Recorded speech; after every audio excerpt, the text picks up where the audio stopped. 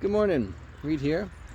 Thanks for joining me as I take my morning walkabout at Orchestra Farm. And I had this funny thought this morning as I was coming up from my outhouse, which was being a cliche. Now, when I had the thought, I kind of laughed a little bit and also was like, oh God, that feels terrible. And you might ask, what are you talking about? Well, I'm celebrating a birthday today, and when I was a little kid and people found out it was my birthday, they're like, of course it is. And frankly, anytime I've made friends later on in life and they find out today's my birthday, they're like, of course it is. And I'm not going to get into all the dynamics that are leading me to have this feeling sense, and in a certain way is liberating from the context of once I realize something of this nature, it enables me to move beyond it. And I think everyone, when I'm playing music, try not to play cliches. Or if I'm writing a poem or some other kind of writing, I try not to write cliches. Or if I'm making art, or frankly when I'm doing just about anything, I try not to make a cliche. Now sometimes that's easier said than done, but the humor with it being, oh my gosh, I can't believe I hadn't thought of this in the past. Oh good, the gate is actually locked. That gate actually needs some more repair. Interesting. Okay, old gates. And so, even in wearing my work outfits, most people see it and they're like, you're a farmer. Okay, fair enough. And because I've mentioned costumery in the past, that might give you a guess to the birthday, but if you see me outside my work clothes, it's unlikely that you'll think farmer. Now, with all that, the notion of how does one rise above the cliche? That's a great question that I don't really feel like I have a great answer for it in this particular instance. A lot of times it's just to avoid the cliche altogether, or I'm at a loss for thoughts, to be honest. And the nice thing about having that thought today is that I then laughed at myself, which is something I think is so important to do, is to laugh at ourselves. And when realizing how one might be a cliche, I think that rather than being upset by it, laughing at it is a pretty good response.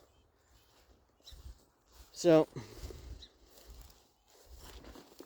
in conversing with my wife during our tea time today, I was just like, oh gosh, I feel like eclipsed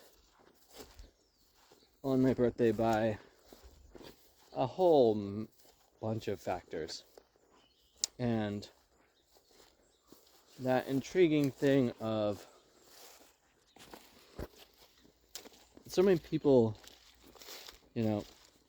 really get into celebrating themselves on their birthday. And there's a lot of other things happening on mine.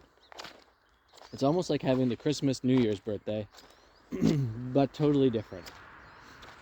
And, with having 3 kids and a wife that's a witch,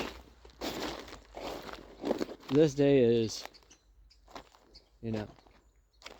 really anticipated and celebrated. And have you guessed the day yet?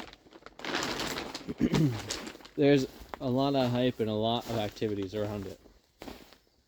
And so it's nice that my kids don't need me to remind them.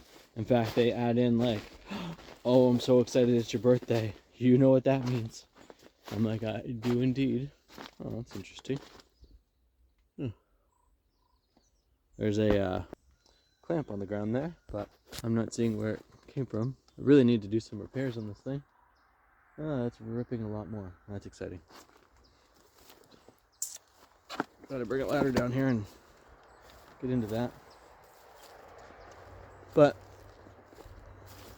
that thing of just like, there's so many other things happening that, especially so that way the kids can have like, you know, the joy of the season. And I don't feel the need to highlight myself in the same way. Now that's some curiosity. Oh no, it's just the plant. Great. Man, my hickory here, I'm super stoked. See this hickory there? That's closing in on 4. Exciting. Definitely need to go find the pawpaw. It's covered in raspberries. And they're very slow growers. Anyway.